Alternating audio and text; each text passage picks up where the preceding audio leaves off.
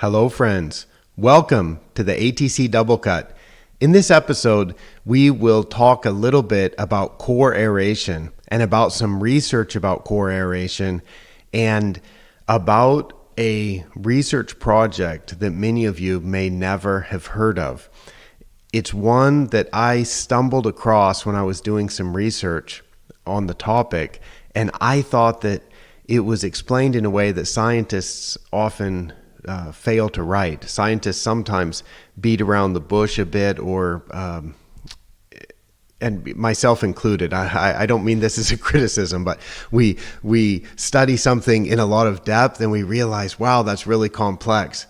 And so we don't quite cut to the point or make it quite as clear as it could be sometimes. And we have some reservations about maybe this could be the case also, or maybe that could be the case also, or maybe if we did the experiment a little bit differently, we could have another outcome. And so we tend not to say exactly clearly as we could sometimes. Anyway, this particular paper was unusually good, and this is a paper, the blog post, I give it a title, An Especially Lucid Abstract About Core Aeration, and lucid means expressed very clearly. So I will put a direct link to this so that you can read the highlights and you can actually link through to the paper and see the whole thing and this abstract that I am commending. I start off by saying, please forgive me for mentioning hollow tine cultivation or core aeration or coring yet again and how it might be overdone, because I wrote this originally back at a time when I was writing a lot about core aeration. I don't know. I said what I wanted to say about that, so I haven't written about it so much recently, but I do want to talk about it today because I think this is a good one for us to highlight. So I was surprised just how good this abstract was. I said this article starts with an abstract of unusual lucidity. And the abstract pointed out that treatments with and without core aeration had similar soil organic matter content, root weight density, and soil bulk density. And then the abstract concluded with this statement, and I'm going to give a direct quote here. And the quote is, "The limited benefits of the low surface area impact core aeration on the maturing sand-based putting greens in a humid maritime climate suggest that this practice might not be worth doing." And I thought that was just terrific, because you will rarely find a published paper that just states so clearly, like, maybe this is not even worth doing. And I thought it was very good. So this is in a paper with the title, Core Aeration of Sand-Based Putting Greens in the Lower Fraser Valley of British Columbia. And it is by Sorokovsky et al. You can click through. There's a link to this in the post. You can click through and read the entire paper. You can see the entire abstract. What the abstract is one long paragraph at the beginning of the research article that summarizes what the issue was that was being investigated, what the primary methods were or the treatments that were done to investigate this, and then it shares the main results of the experiment. So I thought the abstract was especially good to conclude with, this practice might not be worth doing.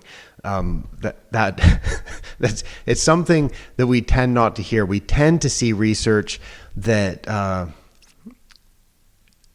stuff like this, it tends not to get published. If you do an experiment and you find that your treatments show that you don't have an effect on bulk density, you don't have an effect on soil organic matter content, your coring treatment does not have an effect on root weight density, sometimes it can be difficult to publish that in the typical scientific literature, because the reviewers will say, well, there's nothing here, there's no new information in this And so there's kind of a bias against this type of research getting published.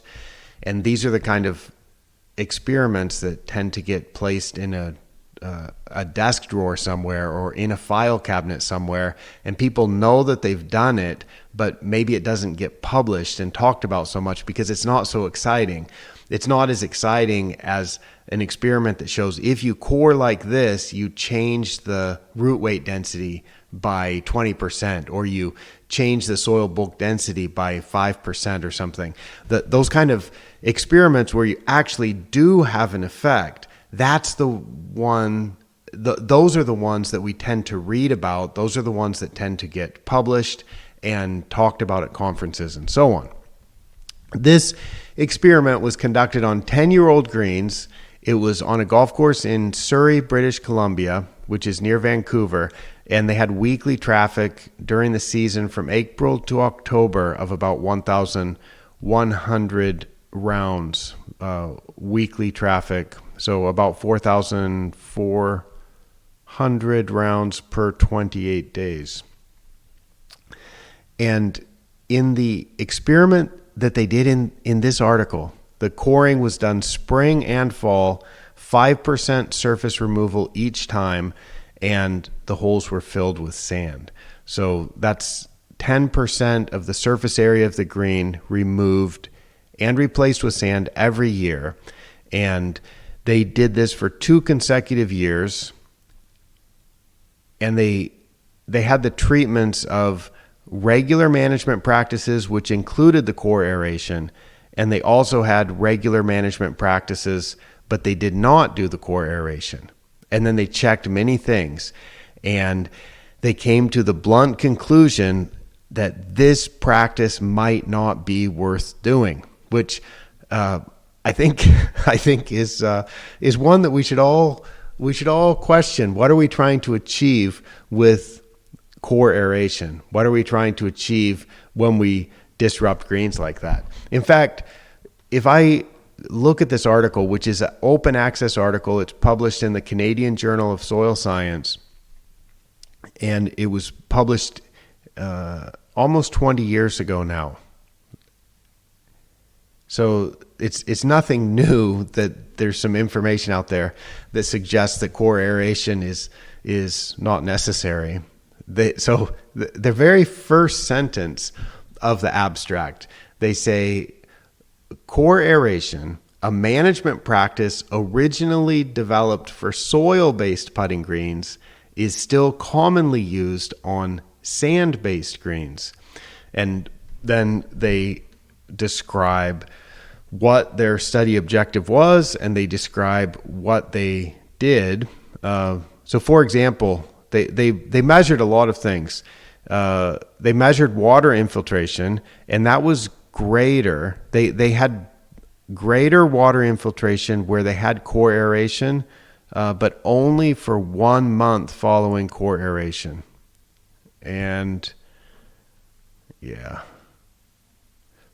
So they say the limited benefits of the low surface area impact core aeration on the maturing sand-based putting greens suggest that this practice might not be worth doing. Of course, it's a scientific paper, so they qualify that. They say it might not be worth doing at a low surface area impact, and they say additional, more detailed studies are needed to confirm this. Now, I think some of the more detailed long-term studies that have been done are what's been done on golf courses, because on golf courses there's many places that have not core aerified for years. There's many places that don't punch holes of any kind, and for a year or for multiple years. There's some places that just do hydroject or water, high pressure water aeration. And there are also places that do solid tine aeration only, but they don't do hollow tine aeration. So I think there's enough of those places out there that get away from the spring hollow tine aeration, autumn hollow tine aeration, filling those holes with sand. I think there's enough of the places out there that do these alternative ways of aeration and get great success with it year after year for us to say maybe we don't need to do too many more experiments like this to prove it, and we can just accept that you have to do what's right for your property. And so in some cases you may need to remove material. There's good uses for core aeration, but a good use of it is not just to do it without thinking about it. And I will make a recommendation here that if you haven't, look at your total organic material at the surface of the green, what I call OM246 testing, or what you might hear as total organic material testing or surface organic material testing. If you do that and track the total organic material over time, you can get a better idea of whether you might need to do some core aeration to remove material, or if the organic material is just staying at a relatively stable level. And if it's staying at a relatively stable level, if the organic material is at a relatively stable level, if the grass condition is fine, and if you don't have any layers or a bit of clay in the soil that you're trying to remove or something, then you really you can think about whether you need to do core aeration at your facility. And there's research that supports it, such as this one. So I just want to make people aware of it. There is research out there that suggests that maybe core aeration is not absolutely necessary. So that is a short one. You can find a direct link to the post that I discussed in the show notes. And I promise to be back again soon with more interesting turfgrass information. For now, I will sign off for ATC from Hokuriku, Japan. I'm Michael Woods. Bye-bye.